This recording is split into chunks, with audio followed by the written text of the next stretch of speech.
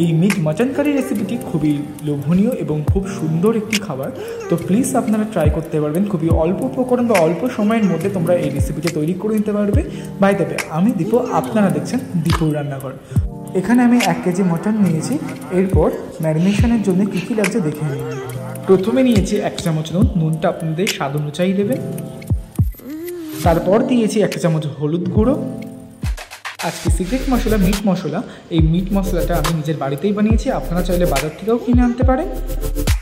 তারপর ঝাল ও কালারের জন্য দিয়ে দিয়েছি সানরাইজ লঙ্কার গুঁড়ো 1 চা চামচ। তারপর রিফাইন অয়েল দিয়েছি 4 চা চামচ। রিফাইন অয়েল দিয়ে ভালোভাবে ম্যারিনেশনটা করে নিতে হবে। সব উপকরণগুলো একসাথে মিক্স করে নিয়ে 15 থেকে 20 মিনিট ঢাকা দিয়ে রেখে দিতে হবে। তারপর নিয়ে নিয়েছি একটি কড়াইটা ভালোভাবে গরম হয়ে গেলে দিয়ে দিয়েছি 100 গ্রাম রিফাইন অয়েল। রিফাইন অয়েলটা গরম হওয়ার পর দিয়ে দিয়েছি কিছু গোটা জিরে। আপনারা চাইলে এখানে গোটা গরম মশলাও ইউজ করতে পারেন। তারপর গোটা জিরেগুলো লাল লাল ভাজা হয়ে গেলে দিয়ে দিয়েছি পেঁয়াজ কুচি। গ্যাসের ফ্লেমটাকে আস্তে দিয়ে পেঁয়াজগুলোকে আস্তে আস্তে ভাজতে হবে। তারপর দিয়ে দেবো 1/2 চা চামচ নুন দিয়ে ভাজবো। পেঁয়াজগুলো ভাজার পর দিয়ে দেবো টমেটোগুলো কিছুক্ষণ ধরে ভেজে নেব। তারপর দিয়ে দেবো 1 চা চামচ রসুন বাটা। রসুনটাকে 1 মিনিট ধরে পেঁয়াজ ও টমেটোর সাথে ভালোভাবে ভেজে নিতে হবে। তার কিছুক্ষণ পর 1 চা চামচ আদা বাটা দিয়ে ভালোভাবে পুরো কষিয়ে নিতে হবে। মিনিমাম 5 থেকে 10 মিনিট পর মশলা যখন আস্তে আস্তে ভাজা হয়ে যাবে, লাল লাল একটা কালার চলে আসবে, সুন্দর একটা ফ্লেভার আসবে, তখন মাংসগুলো সব দিয়ে ভালোভাবে কষিয়ে নিতে হবে। মিনিমাম 10 থেকে 15 মিনিট একইভাবে কষিয়ে থাকতে হবে, যতক্ষণ না পর্যন্ত মাংস থেকে তেল ছাড়বে ততক্ষণ পর্যন্ত কষিয়ে নিতে হবে। তারপর দিয়ে দেবো 1 চামচ জিরে বাটা। জিরে বাটা নিজের স্বাদ অনুযায়ী দেবেন, মানে জিরে বেশি দিলে তিতো হয়ে যাওয়ার সম্ভাবনা থাকে।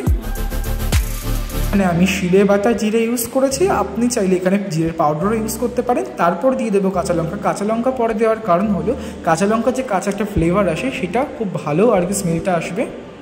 10 থেকে 15 মিনিট কষিয়ে নিতে হবে ভালোভাবে। তারপর দিয়ে দেবো 1 চা চামচ গরম মশলা। এখানে আমি শাহি গরম মশলা ইউজ করেছি, আপনারা চাইলেন যে কোনো ব্র্যান্ডের গরম মশলা ইউজ করতে পারেন। গরম মশলা দেওয়ার পরে 2 থেকে 3 মিনিট আবার একটু ভালোভাবে কষিয়ে নেব। তারপর দিয়ে দিয়েছি আবার 1 চামচ মিট মশলা দিয়ে ভালোভাবে কষিয়ে নেব। খুব সহজে বাড়িতে আপনারা এই রেসিপিটা করে নিতে পারবেন। তো বাই দ্য ওয়ে, প্লিজ চ্যানেলটাকে সাবস্ক্রাইব করে দেবেন।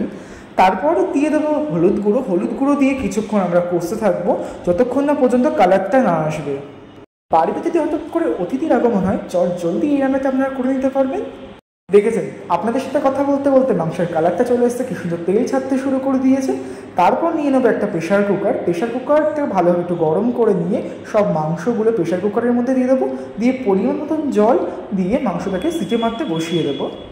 আর একটা কথা, এখানে গরম জল ইউজ করার চেষ্টা করবেন। মিনিমাম 6টা থেকে 7টা সিটি দেওয়ার পর দেখুন কালারটা কি সুন্দর চলে এসে। বাট এখানেই কিন্তু শেষ নয়, যারা আপনারা আলু ইউজ করতে চান তখন এই সময় আলুটা দিতে পারেন। যেহেতু আমরা আলুটা ছোটো আর কি, সেই ক্ষেত্রে আমি 7টা সিটি দেওয়ার পরে দিয়েছি। আর যারা বড় আলু দিতে চান তাহলে আগে আলু দিয়ে দেবেন। তো অলমোস্ট আপনাদের সামনে হাজির করে ফেলেছি আজকের রেসিপিটা। তো প্লিজ রান্নাটা ভালো লেগে থাকলে প্লিজ শেয়ার করবেন, সাবস্ক্রাইব করবেন, লাইক করবেন। আর সবাইকে অসংখ্য ধন্যবাদ।